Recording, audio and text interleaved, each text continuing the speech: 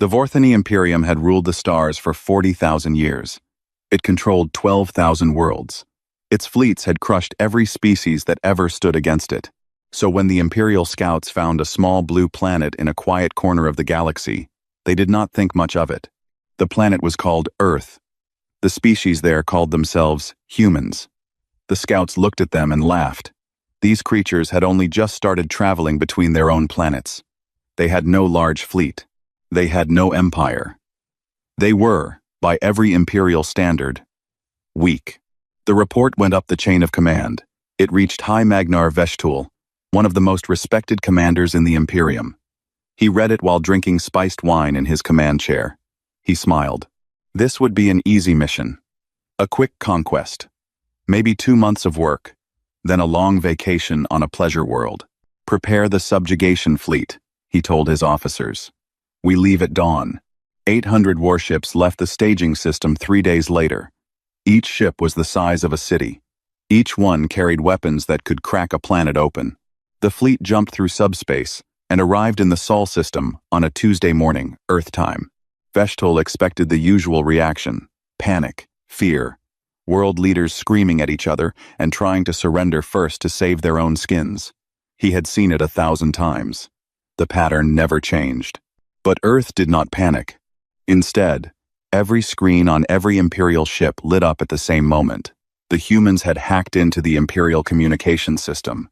This alone should have been impossible. The Imperium's codes were ancient and deep. No outside species had ever broken them. A woman appeared on the screens. She had dark skin and gray hair tied back in a simple knot. She wore a plain blue jacket. Her name, the translation system said, was Ayanna Reeves. She was the director of something called the United Earth Coalition. She did not look afraid. She did not look angry. She looked tired, like a parent dealing with a child who would not behave. High Magnar Veshtul, she said. Her voice was calm. You have 72 hours to leave our system. We strongly recommend you take this offer. There will not be a second. Then she was gone. The screens returned to normal. Veshtul stared at the empty display for a long moment. Then he laughed. He laughed so hard his chest hurt. His officers laughed with him, though some of them looked uncertain. Did you hear that? Veshtul said, wiping his eyes. She gave us a deadline. The little human gave the Imperium a deadline. He shook his head. I have been doing this for 200 years. I have crushed 40 species, and this little planet thinks it can give me orders. He pointed at his weapons officer. Pick a small island, somewhere empty. Hit it with a low-power kinetic round. Just enough to make the ground shake. We will show these humans what a real warning looks like. The weapons officer nodded. He chose a small ring of islands in the middle of Earth's largest ocean. No people lived there. Just sand and birds. The perfect target for a demonstration. The kinetic round was a long metal spike, heavier than a mountain, fired from orbit at incredible speed. When it hit, it would explode with the force of a small nuclear weapon. Not enough to kill many beings, but enough to make every government on Earth understand that the Imperium meant business. Fire, Veshtul ordered. The weapon launched. It fell through space and entered Earth's upper atmosphere. The Imperial sensors tracked it perfectly. The trajectory was correct. The speed was correct. Everything was working exactly as planned. Then the spike disappeared. Not exploded. Not deflected. Not destroyed by some defense system the sensors could see. It simply stopped existing. 1 second it was there. The next second, it was gone. No flash. No debris. No energy signature. The bridge of the flagship went silent. Veshtul leaned forward in his chair. Run that again, he said quietly. His officers ran the recording 5 times. The result was always the same. The weapon entered Earth's atmosphere and ceased to exist at exactly 40 kilometers above the surface. Whatever did this had not been tracked, had not been detected, had not even been noticed until it acted. Fire another one, Veshtul said. Larger. Different angle. They fired 3 more rounds, each from a different ship, each at a slightly different target. All 3 vanished at the same altitude, same precision, same complete lack of any sign of how it was done. Veshtul felt something unfamiliar in his chest. It took him a moment to recognize it. It was a small, cold feeling. Just a tiny bit of something that might, if he was being honest, be called doubt. He pushed the feeling away. He was a high Magnar of the Vorthani Imperium. He did not feel doubt. Hold position, he ordered. Run full scans of the planet. I want to know what just defended that island. Find me the weapon. Find me the satellite. Find me whatever it is. His officers worked for hours. They scanned every part of Earth and the space around it. They found cities, farms, ships, and small space stations. They found weather satellites and communication relays. They found everything you would expect to find around a young, spacefaring world. They did not find any weapon that could have stopped those kinetic rounds. They did not find any energy source large enough. They did not find anything unusual at all. That was the most worrying part. Late that night, Veshtul sat alone in his private chamber. He poured another glass of wine and looked at the small blue planet on his viewing screen. 71 hours and 47 minutes remained on the human's deadline. He told himself it was a bluff, some clever trick. Maybe the humans had one defensive system, just one, and they had used it to scare him. He had 800 warships. He had reinforcements he could call. He had the entire Imperium behind him. But the cold feeling in his chest would not go away. On Earth, in a quiet office, in a quiet building, Ayanna Reeves drank a cup of tea. A young aide came in with a tablet. "Director," he said, "the Imperial fleet has not moved." She nodded. "They will not believe us yet. They never do. Should we send another warning?" She shook her head and took a slow sip of her tea. "No," she said. "We told them what would happen. Now we wait." Outside the window, the morning sun was rising over the city. It was going to be a beautiful day. Ayanna Reeves watched the light spread across the rooftops and thought about all the work that had come before this moment. 3 generations of quiet preparation, 3 generations of patience. The countdown continued. The Imperium did not yet understand what it had walked into. 12 hours passed. Then 24. Then 36. High Magnar Veshtul did not leave. Instead, he called for help. The message went out across subspace to the nearest Imperial bases. He requested 3 full battle crowns. Each battle crown was made of more than 1,000 ships. He was asking for over 4,000 warships to deal with one small planet. His staff officers were surprised. Some of them tried to hide it, but Veshtul could see it on their faces. A high Magnar of his rank should never need that much help. To call for reinforcements was to admit that the situation was beyond his control. It was, in a small way, a confession of weakness. But Veshtul did not care. The cold feeling in his chest had grown. Something was wrong with this planet. Something was very wrong. And he would not be the commander who lost a fleet because he was too proud to ask for backup. While he waited for reinforcements, he ordered his intelligence division to dig deeper. He wanted to know everything about humans. Every record, every report, every small note in any Imperial archive that mentioned them. The work fell to a senior intelligence officer named Krell 9. Krell 9 was old, even by Vorthani standards. He had served the Imperium for 340 years. He had seen many strange things, but what he found in the archives over the next 2 days made his hands shake. He started with the obvious records. Earth had been first scouted by the Imperium 120 years ago. The scouts had filed a normal report. Tier, 3 species. No threat. May be useful as a future labor world. Standard stuff. But Krell 9 kept digging. He looked at every Imperial ship that had passed near the Sol system in the past 2 centuries. There were 37 of them, all small expedition vessels, doing routine work, charting subspace currents, mapping asteroid fields, cataloging stars. Of those 37 ships, 12 had vanished. 12 ships, gone without a trace. The official record said they had been lost to navigation accidents, stellar storms, or pirate attacks. But Krell 9 looked at the dates and locations. Every single missing ship had passed within 10 light-years of Earth. Every single one. The pattern was so clear that he could not believe nobody had seen it before. Then he understood. Nobody had seen it because nobody had bothered to look. Earth was not important. Earth was a backwater. Why would anyone connect a few lost ships to a planet of farmers? His hands shook harder. He kept digging. He started looking at communication patterns inside the Imperium itself. The Imperium ran on subspace transmissions. Every government office, every military base, every trade station sent constant streams of encrypted data through the network. The system was vast and old, and considered completely secure. Krell 9 ran a special scan looking for unusual patterns. It took 6 hours. When the results came in, he sat in his chair for a long time without moving. There were transmissions hidden inside Imperial channels.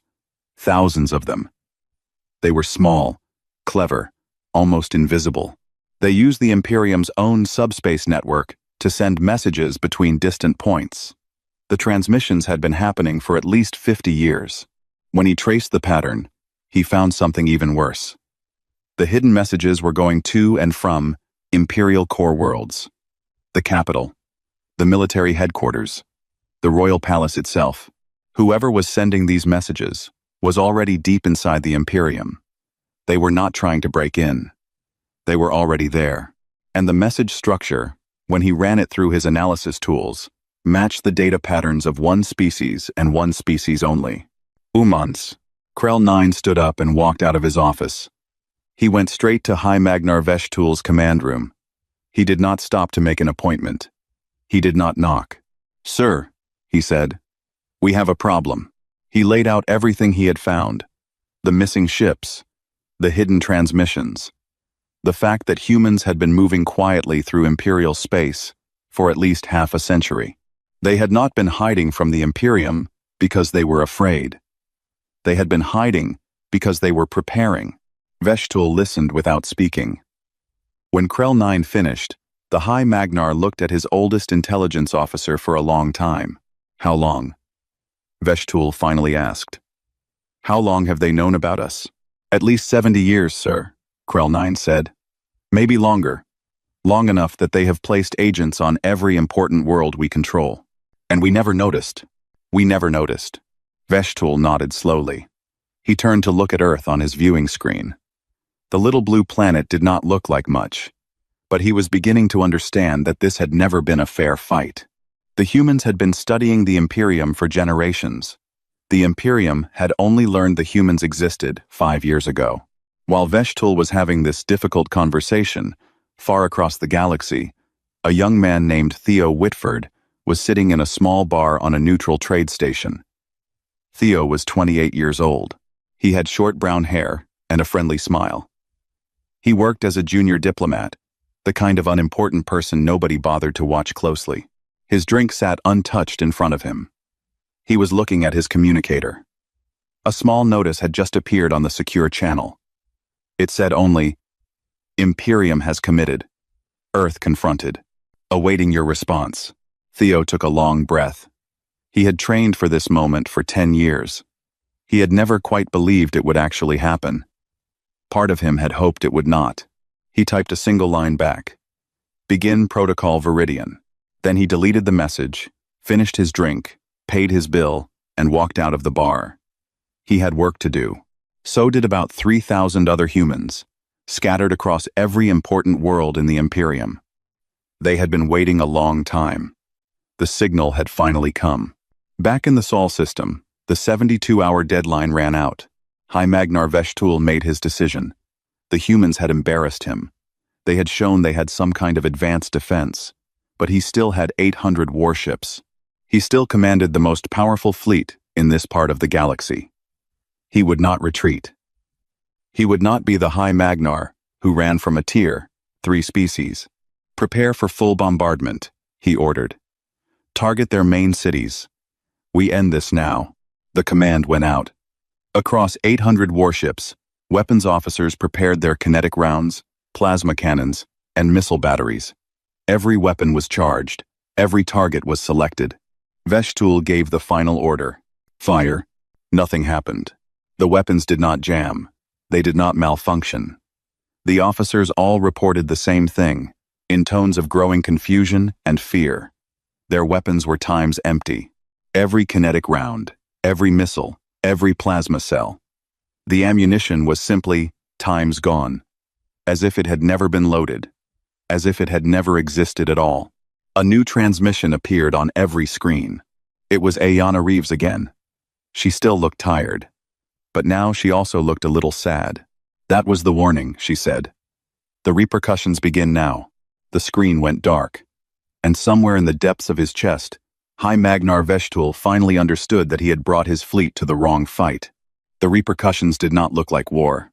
That was the first thing the Imperium failed to understand. War was something the Vorthani knew well.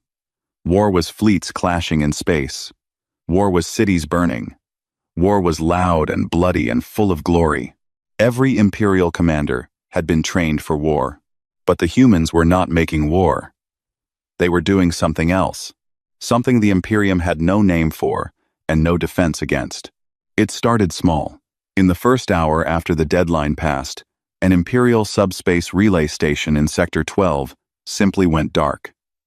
The station was old and reliable. It had been running for 2,000 years. Now it was silent. No alarm. No warning. No reason. Then another relay went dark. Then 6 more. Within 3 hours, every subspace relay in 3 sectors had stopped working. Half the Imperium's Western communication network was gone. Important worlds suddenly could not talk to each other. Government offices could not reach their commanders. Trade routes lost their guidance signals. And nobody knew why. The Imperial Engineering Corps tried to investigate. They sent ships to the dark relays. The ships found the stations intact. The power was on. The systems were running. But every memory bank had been wiped clean. Not damaged.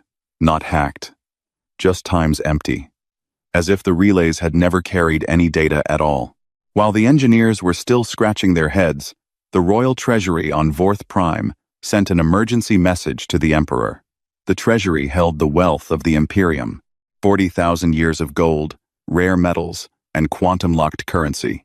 The vaults were guarded by living soldiers, automated defenses, and security systems so complex that no thief had ever even attempted a break-in. The vaults were empty, not damaged, not opened. The vault doors were still sealed. The guards were still at their posts. The cameras showed nothing unusual had happened. But when the morning audit was performed, every single item was gone. Centuries of treasure. Vanished. The Emperor, an ancient Vorthani named Torakan, received the news while eating breakfast. He set down his fork. He thought about it for a long moment. Then he asked his servants to bring him his strategic advisors. While the Emperor was meeting with his advisors, the next wave hit. 12 client species declared independence at the same time. These were worlds the Imperium had conquered long ago. Some had been Imperial subjects for 10,000 years. Their declarations appeared on every Imperial channel at once, broadcast in perfect Vorthani, using royal communication codes that should have been impossible to copy. Each declaration ended with the same line. Earth says we are free, now. This was, somehow, the most frightening part. Earth had not asked these worlds to declare independence. Earth had not negotiated with them. Earth had simply times given them permission, and they had accepted, and somehow they all knew it was the right moment to act. The Emperor began to understand the shape of the problem. While all this was happening, in a small office building in Geneva, an old man named Dr. Marcus Hale was watching a wall of screens. The screens showed status reports from across the galaxy. Green lights for systems still in human hands. Yellow lights for active operations. Red lights for things that had been completed. The screens were turning red, one after another, in a careful pattern. Dr. Hale had been running the Quiet Hand for 40 years. The Quiet Hand was not a military organization. It had no fleet. It had no soldiers. What it had was Time's people. 3,000 humans who had spent their entire careers working their way into Imperial systems. They were not spies in the traditional sense. They were technicians, accountants, translators, maintenance workers, the boring people that nobody noticed, the ones who fixed the air filters and updated the software and processed the paperwork. Over 50 years, they had become essential to the Imperium's daily operation. The Imperium had let them in because they were useful, The Imperium had trusted them because they were never important enough to suspect. And now, they were turning the lights off. A young woman named Sarah Chen was working on Vorth Prime, the Imperial capital. Officially, she was a junior data clerk in the Planetary Records Office. She had been there for 6 years. She was polite, hardworking, and utterly forgettable. Her Vorthani supervisor liked her because she never complained and always finished her work on time. That afternoon, Sarah Chen calmly entered a sequence of commands into her workstation. She had memorized the sequence 10 years ago, back when she was still in training on Earth. She had never used it. She had been waiting for this day. The commands triggered a chain reaction in the planetary record system. Every government file on Vorth Prime began to corrupt itself. Tax records, property deeds, military rosters, citizenship documents. The entire bureaucratic memory of the Imperial capital, gone in 11 minutes. Sarah picked up her bag, walked out of the office, and went to the spaceport. She had a ticket on a transport ship, leaving in 2 hours. By the time anyone realized what had happened, she would be gone. Across the galaxy, 3,000 other humans were doing similar things. Not all of them were destroying systems. Some were copying files. Some were unlocking doors. Some were simply walking away from positions they had held for decades, leaving important work undone at the worst possible moment. The Imperium began to understand what humanity had done. For 40,000 years, the Vorthani had built their empire on conquest. They sent fleets. They demanded surrender. They installed governors. They extracted resources. The pattern always worked because the pattern was based on overwhelming force. And the Imperium always had more force than anyone else. The humans had looked at this system and asked a different question. They had asked, what holds this empire together? And the answer was not the fleets. The fleets were the visible part, the loud part, the part that scared people. But what really kept the Imperium running was 1,000 small things. Communication networks, supply chains, tax records, maintenance workers, the boring infrastructure of governance. So while the Vorthani were building bigger ships, the humans had been quietly putting their hands on the small things, the boring things, the things nobody bothered to defend. Now they were squeezing. In the Sol system, High Magnar Veshtul tried to leave. He gave the order to retreat. His fleet's jump drives powered up. The navigators entered coordinates for the nearest Imperial base. The fleet jumped. It arrived back in Earth orbit. The navigators tried again. They entered different coordinates, different routes, different destinations. Each time, the fleet jumped, and each time, it ended up exactly where it had started, in orbit around Earth. After the 7th attempt, Veshtul stopped trying. He sat in his command chair and stared at the blue planet on his screen. His fleet had fuel for 3 centuries. It had supplies for 2 years. It had nowhere to go. A small unarmed shuttle launched from Earth's surface and flew toward his flagship. It requested permission to dock. It carried 1 passenger. Veshtul granted the permission. He had a feeling he knew who was coming. He stood up, smoothed his uniform, and went to meet the human envoy. Behind him, the cold feeling in his chest had become something larger, something he could no longer pretend to ignore. It was, he realized, the feeling of an empire learning that it was not as eternal as it had believed. The shuttle docked with the Imperial flagship at exactly 14 minutes past noon, Vorthani, Standard Time. High Magnar Veshtul stood in the docking bay with a full honor guard, 12 elite soldiers in ceremonial armor, weapons raised in formal salute. It was the greeting reserved for important diplomats. He had not decided whether to honor the human or simply to remind her of his power. He told himself, it was both. The shuttle door opened. Ayanna Reeves walked out alone. She wore the same plain blue jacket she had worn in her broadcasts. She carried a small bag over one shoulder. She was unarmed. She did not even bring an aide. The honor guard tried to follow protocol. They tried to raise their weapons in the formal salute. The weapons did not respond. 12 ceremonial rifles, all silent. 12 soldiers who had been trained for this moment for years, suddenly looking confused and uncertain. Reeves did not seem to notice. She walked past them as if they were furniture.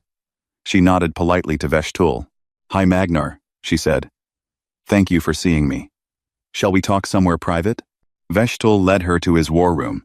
It was the most secure space on the flagship. The walls were 2 meters thick. The doors were guarded by automated systems.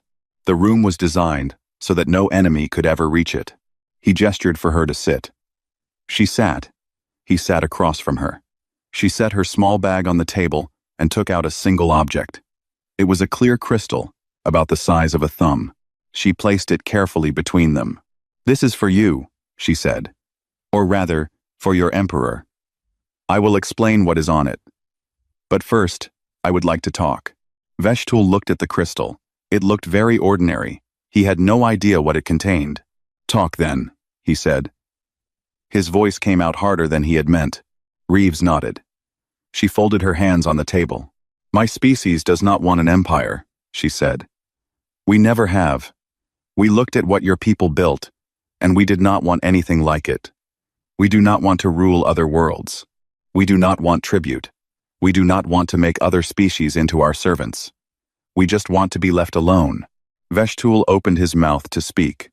She held up one hand, politely, and continued. 70 years ago, our scientists detected your scout ships near our system. We watched them come and go.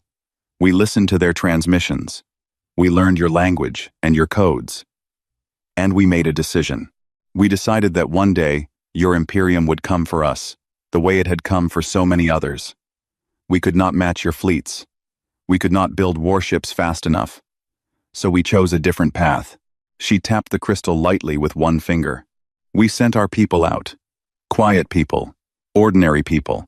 People who would never look like a threat. We placed them in your systems, your cities, your ships, your offices. We taught them to be patient. We taught them to be useful. We taught them to wait. Veshtul felt the cold feeling in his chest spreading. He kept his face still. "For 3 generations. Reeves said softly, "We have been preparing for this conversation. We did not want to have it. We hoped you would simply leave us alone. But you came anyway. And now we are here." She pushed the crystal across the table toward him. "This crystal contains the keys to your empire. Every back door we have placed in your systems. Every official we have compromised. Every piece of infrastructure that we can turn off remotely. The power grids on 300 core worlds. The life support systems on every Imperial flagship, including this one. The food production networks on your agricultural colonies. The genetic archives that maintain your breeding programs. The neural implants that connect your emperor to his royal council." Veshtul stared at the crystal. "All of it?" he asked. His voice was very quiet. "All of it," Reeves said. Veshtul looked up at her. For the first time in his long career, he looked at another being and saw something he could not defeat. Not by force, not by cleverness, not by anything he had been trained to use. "What do you want?" he asked. "I want to give your emperor 3 choices," Reeves said. "I want you to take this crystal to him, explain what it contains, and let him decide which choice to make." She held up one finger. "First choice. The Imperium withdraws completely from a 50 light-year sphere around our sun. You recognize human sovereignty over our space. You stop sending ships into our system. In return, we remove ourselves from your infrastructure. We return your treasury. We restore your communication networks. The Imperium continues to exist. You lose nothing but a small piece of empty space you never controlled anyway." She held up a second finger. "Second choice. Your emperor refuses. In which case, every system we have touched fails at the same time. Power grids go dark. Life support stops working. Communication networks die. Food production halts. Government records vanish. The Imperium ends in one afternoon. There will be no battles. There will be no glorious last stands. There will only be lights going out, all across the galaxy, until nothing is left." She held up a third finger. Her face became very still. "Third choice. You attack Earth again. In which case, we stop being patient." Veshtul waited for her to explain. She did not explain.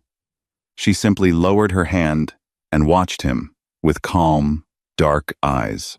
He understood that she was not going to tell him what the third choice meant. He understood, also, that this was the most frightening of the three. The first two were terrible, but knowable. The third was a door that humans would not open unless someone made them, and he did not want to be the person who made them. He thought about his emperor. He thought about his career. He thought about 40,000 years of unbroken imperial conquest, and how it might end this afternoon, in this small room, because of a woman in a blue jacket. "How long do we have to decide?" he asked. 12 hours, Reeves said. "Make it 24. The emperor is old. He needs time to think clearly." She considered this. Then she nodded. 24 hours, she said. "We are not in a hurry." She stood up. She picked up her small bag. She left the crystal on the table. "Tell your emperor something for me," she said as she walked toward the door. "Tell him that we did not want this. Tell him that we tried to be left alone. Tell him that if he chooses the first option, we will keep our word, and your Imperium will never hear from us again. We do not want to be your enemies. We just want to go home." She paused at the door. "And tell him one more thing. Tell him that if he chooses the second option, we will not enjoy it. We will do it, but we will not enjoy it. We are not your people, High Magnar. We do not take pleasure in the suffering of others." She walked out. Veshtul sat alone in the war room for a long time, staring at the small crystal on the table.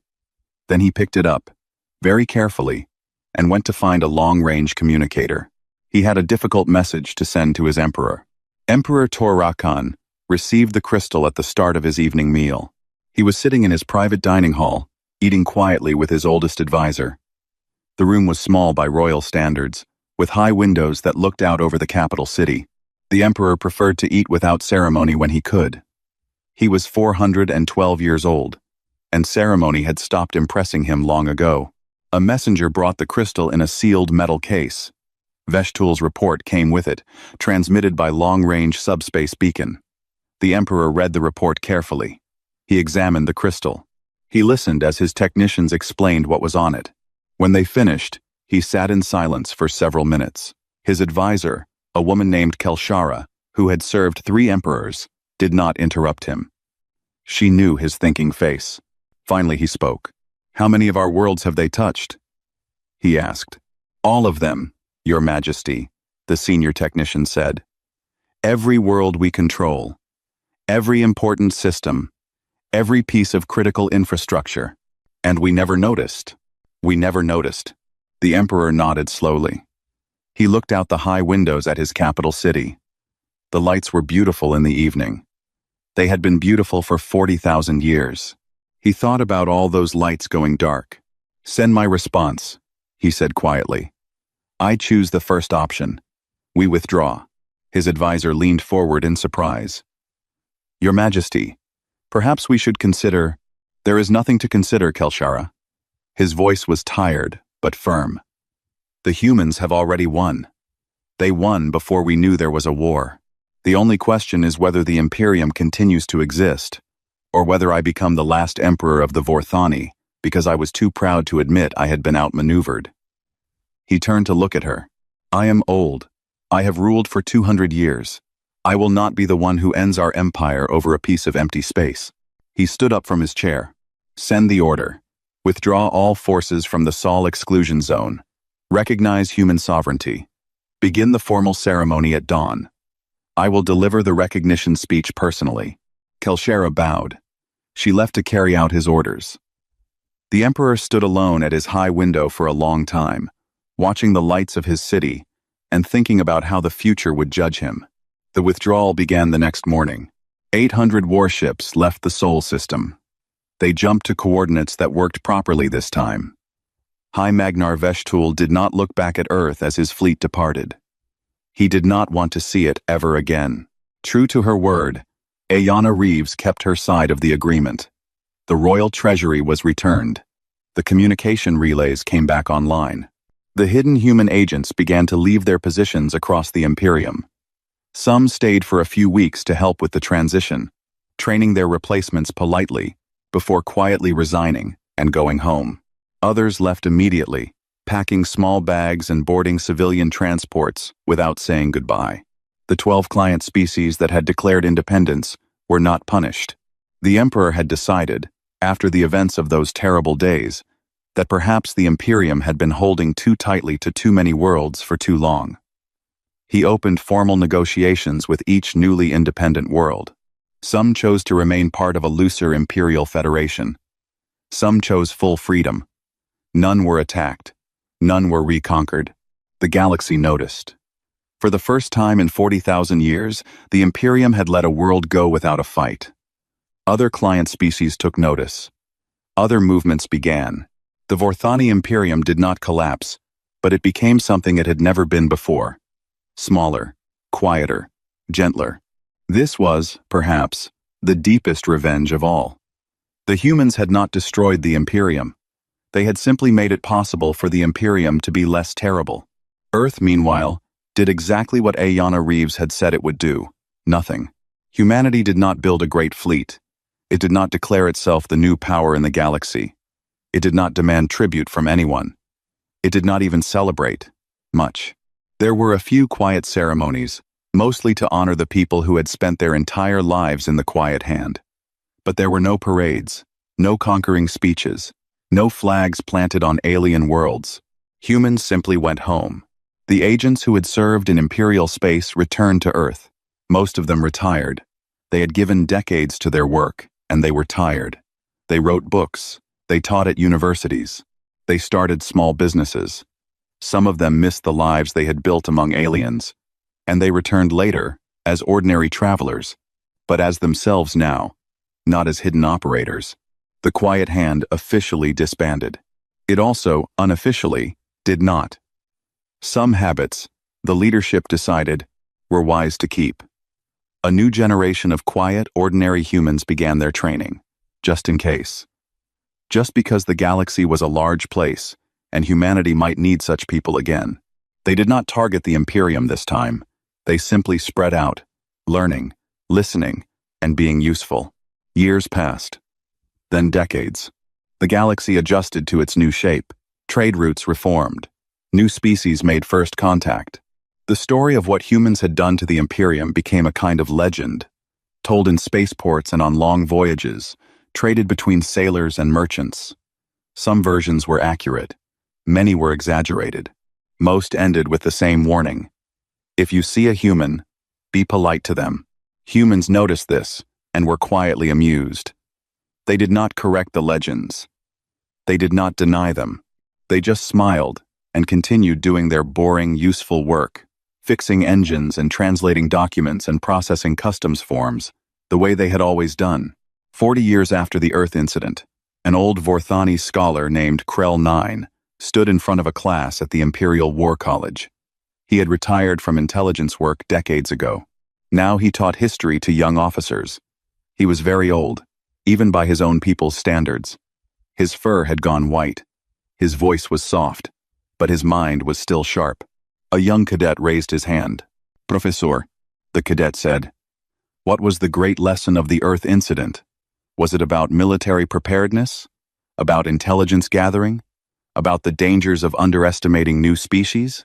Krell 9 considered the question. He looked out the window of the classroom at the stars beyond.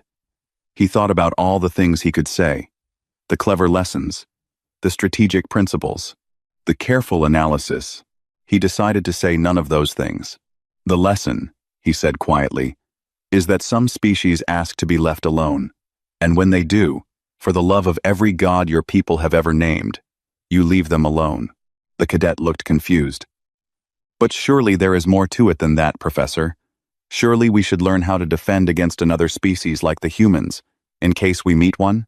Krell 9 smiled. It was a small, sad smile. "You are missing the point, young officer. The humans were polite about it. They warned us. They gave us a chance. They offered us a way out. They even kept their word when we accepted it." He shook his old head slowly. "We were lucky. The next species we meet may not be humans. They may not warn us. They may not give us a chance. They may not be polite at all." He turned to face the class. "So when a species asks you, calmly and clearly, to leave them alone, you do not laugh at them. You do not test them. You do not send your fleets to teach them their place. You bow politely, and you go home. And you thank whatever gods you believe in that they were patient enough to ask. The classroom was silent. Krell 9 looked at his students for a long moment. Then he turned back to his lesson plan. Now, he said, open your textbooks to chapter 14. We will continue our discussion of post-imperial diplomacy. Outside the classroom windows, the stars went on shining, indifferent to empires.